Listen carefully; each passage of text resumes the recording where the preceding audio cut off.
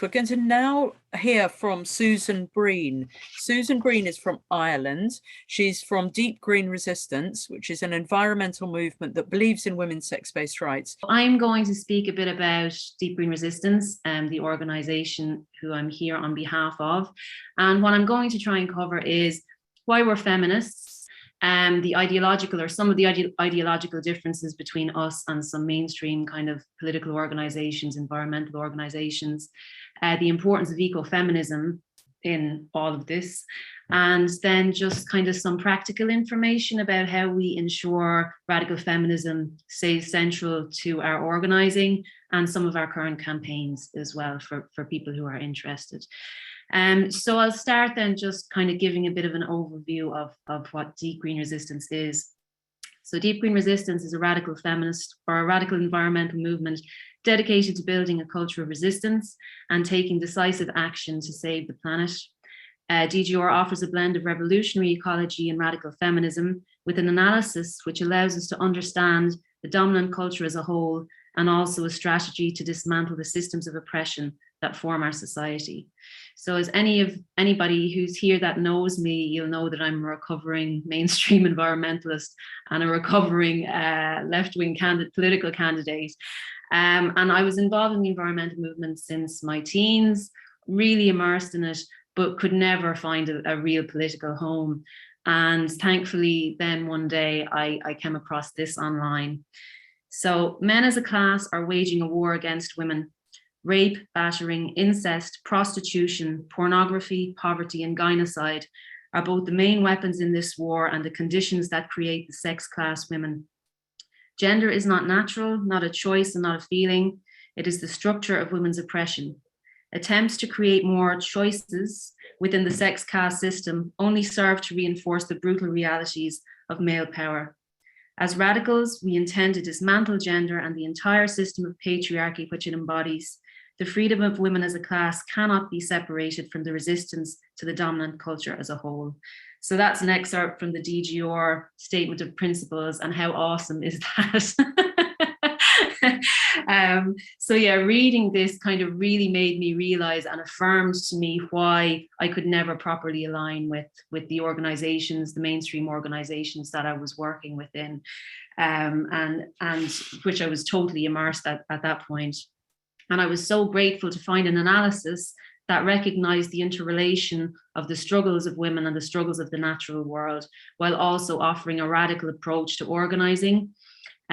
This involves seeking the root of the problems facing us and understanding that these problems consist of material institutions of oppression and ideologies which sustain the narrative of the powerful. And all this stands in stark contrast, I think, as most of us know, to mainstream political organizing, where there appears to be endless resistance to applying a class analysis to women. Even the most progressive, in inverted commas, circles, there is a silent understanding that when push comes to shove, women can always be used as collateral damage. We're viewed in the same way as the living world, simply a natural resource to be used as he sees fit. On the left, we see this in the cheerleading for the full decriminalization of the sex trade, the cheerleading of gender recognition legislation, stripping our sex-based protections, the minimization of endemic male violence, which all women and girls are forced to navigate, and the perpetual dismissal of the value of our domestic labor, which enables the family and society to function at all. So as ecofeminists, we challenge this commodification of women's bodies, labor, and knowledge, while also challenging the patriarchal reconceptualization of nature as a machine, as a resource, and as an other. And that brings me on to another kind of foundational aspect of the DGR analysis, and that's that it's rooted in biocentrism. So according to indigenous wisdom, the world is made up of live, sentient beings to be in relationship with individual obligations to fulfill, to allow the entire web of life to function. To the mind of the dominant culture, the world is made up of dead resources, objects to sell, and orifices to fuck. Neoliberalism and identity politics have ensured a myopic culture of individualism. The aim is to disconnect us from the land, from each other, and even from our own bodies, which we are taught to despise and contort from early childhood. Rosemary Radford Rother said, "Women must see that there can be no liberation for them and no solution to the ecological crisis within a society whose fundamental model of relationships continues to be one of domination. So in this age of science and development, we've been funneled into a productivist mode of interaction rather than a relational mode of interaction, with nature, women, and children suffering the most in this sterile framework. Capitalism, individualism, and masculinity have created the perfect storm, destroying the balance of organic communication and connection. Central to masculinity is the male violation imperative.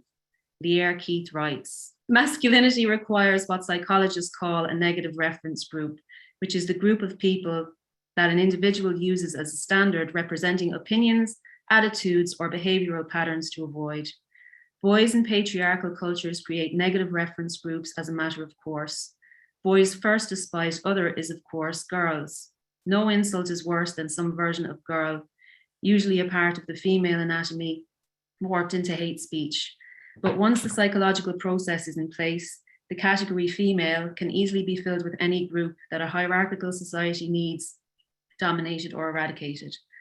A personality with an endless drive to prove itself against another, any other, combined with the entitlement that power brings, creates a violation imperative.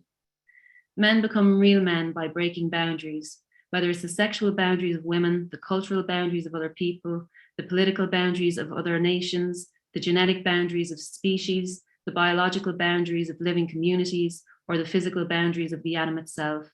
The real brilliance of patriarchy is that it doesn't just naturalize oppression, it sexualizes acts of oppression, it eroticizes domination and subordination, and then institutionalizes them into masculinity and femininity.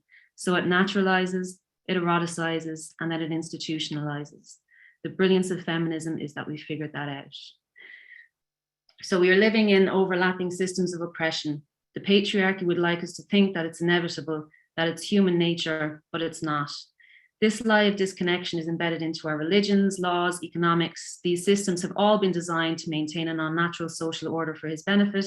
And here he has brought us to the brink of extinction, bloodied, brutalized, but still resisting, because as women we know it doesn't have to be this way.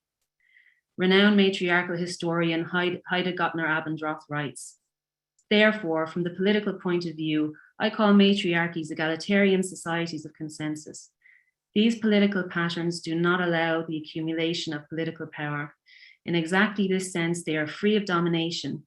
They have no class of rulers, no class of suppressed people, and no need for enforcement bodies such as warriors, police, or controlling and punishing institutions that are necessary to establish domination of a majority of people. So there really isn't any contrast there with the capitalist patriarchy at all. So, I mean, when we think about where the capitalist patriarchy has brought us in such a minute period of time in the grand scale of things, our current atmospheric CO2 levels are 441.40 parts per million. For anyone who isn't aware, it's 350 parts per million is what's considered safe.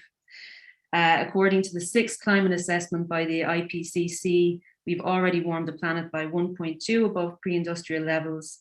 In 2009, the concentration of carbon in the atmosphere was higher than at any point in the last 2 million years. On our current trajectory, we're expected to achieve 1.5 within 20 years. The IPCC's authors' worst case scenario emissions doubled by 2050, and we would achieve a 2.4 degree rise between 2041 and 2060, and then almost double by 2100. And again, for anyone who may not be aware of the figures or what they represent, that's game over. That's absolutely game over. For women, where has it brought us? So Unite estimates that up to 70% of women experience male violence in their lifetime.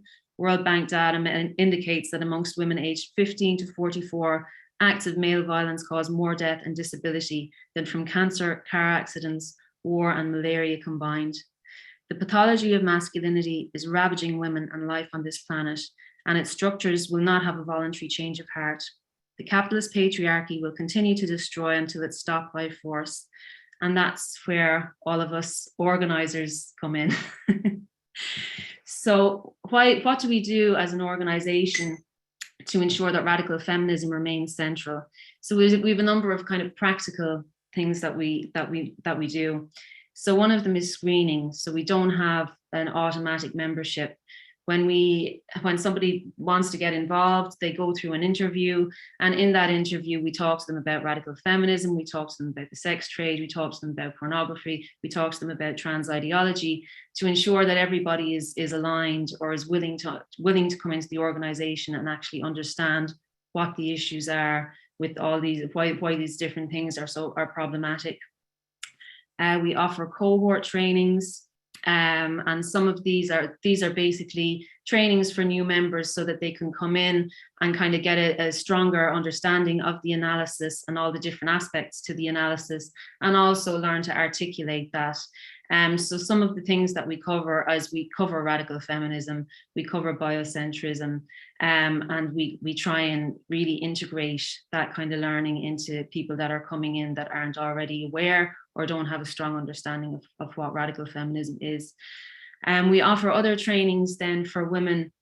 We have security, we have organizational operations, we have first aid, women's self-defense, de-escalation, wilderness survival, leadership development, all different skills to kind of empower women and try and allow women to kind of move forward in leadership positions, and, you know, in the activist world, to have skill sets that are really going to help to protect them and help to protect other people as well. We have a Women Warriors in History and Today course as well, which is women only as well. This was developed by an amazing member in the US who was actually part of the Sandinista revolution. And this provides an overview of women as combatants. So it goes into different historical female-led resistance movements. It kind of gives different, it kind of draws different skills and creates different discussion and takes different learnings from those historical movements, and with a view to bringing on female activists, and again, empowering female activists to move into more and more active roles within the movement. We have a women's caucus, which is central to the organization. And again, that's absolutely a women-only space, both in the forum and at the meetings, etc. And that's where a lot of the central discussion goes on in the organization.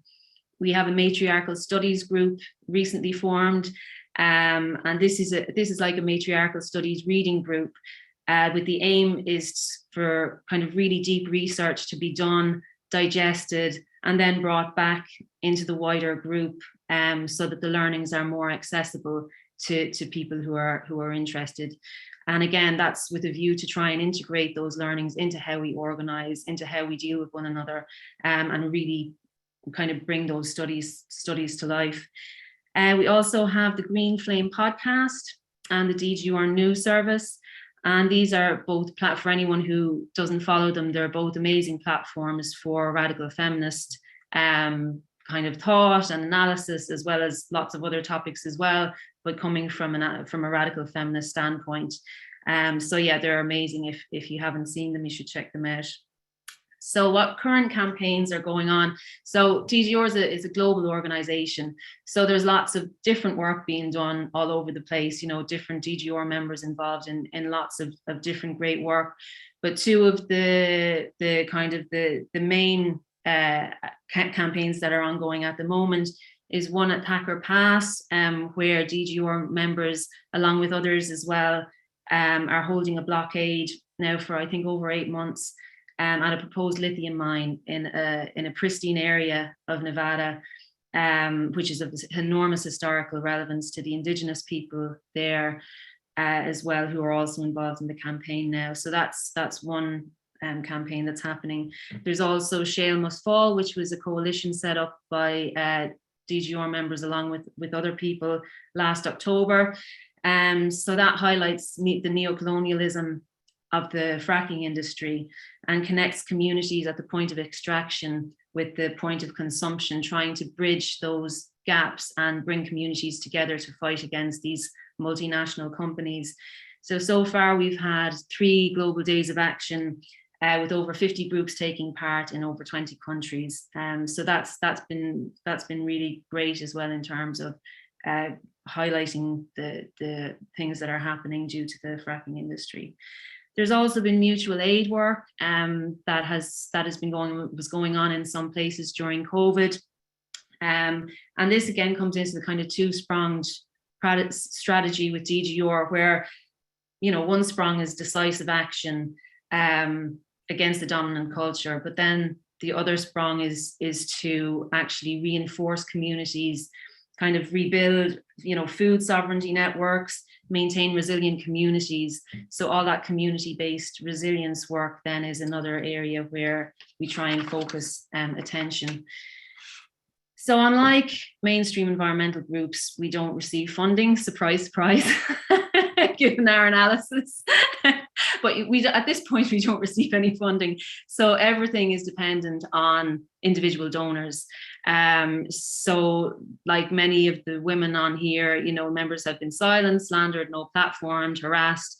But despite that, DGR has remained unapologetically Rad Fem. If you would like to get involved or learn more about us, just if you go to the website, there's a join button that you can click and someone will contact you, and it's not necessarily to join, but if you want to set up a communication and ask any questions or whatever, that's where you can do it.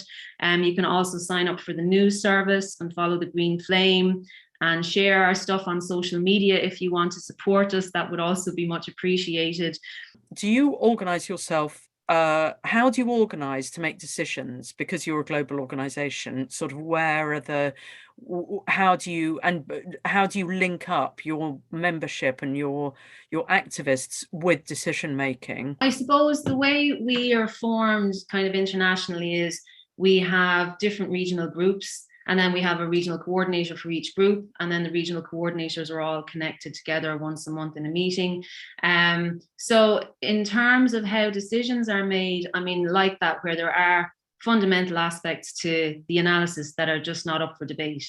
And people are aware of that coming into the organization. But in terms of day-to-day kind of running in the different regions, as long as people are abiding by the code of conduct, then I mean, we hope people will be as kind of, you know, autonomous as they can be. And that if they need any support or anything, I'm a regional coordinator. So, you know, that they can reach out to me or somebody else and get support they need if they have difficulties with anything. So, yeah, I mean, the kind of board are central to holding the ethos of the whole organization. But there's no kind of sense of anything being authoritarian or it kind of flows in a very organic way if everyone is just being respectful to each other and respecting the code of conduct. The only worry I have about it is working with men. How do you deal with that? Or how do you make sure, I don't know if it does happen, but how do you deal with the men? I think indeed, I mean, we're so lucky to have such incredible male allies that are, you know, central to organizing in DGR, which really set an example for any men that are coming in, and where there's absolutely zero tolerance for any type of misogyny, any type of behavior. I mean, you know, I read at this statement of principles regarding radical feminism at the start of the presentation, and that's what people sign up to when they're getting involved. So if they don't abide by that, then they aren't welcome to be part of the group.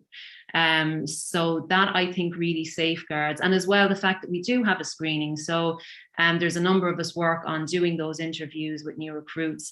So we'll probably be on the phone for an hour or more when we're doing those. So you do tend to get a sense of where people are coming from, if they have issues with things like the sex trade or with, you know, trans ideology, etc. You tend to be able to get a good sense of who somebody is and if they're going to be problematic. And then if somebody did get in and they did become problematic, we have the code of conduct to fall back on, which means that people won't be allowed into the organization or allowed to remain in the organization if they're behaving disrespectfully to another member. So that's that kind of, I think it's a really good method of dealing with that, because, yeah, as somebody who spent quite a bit of time in left-wing politics, it's something I'm extremely sensitized to, is that male dominance and the ingrained misogyny in those groups. But thankfully, I've never ever experienced anything like that in DGR. Can I just share an eco-feminist quote before we go? Yeah. I love this quote because it's just brings it home that you know, all the stress and all the dark things that we're facing, the connection with the earth is the one thing that will always kind of sustain you in terms of dealing with it. So this is from Susan Griffin, and I love it. The earth is my sister. I love her daily grace, her silent daring, and how loved I am. How we admire this strength in each other, all that we have suffered, all that we know.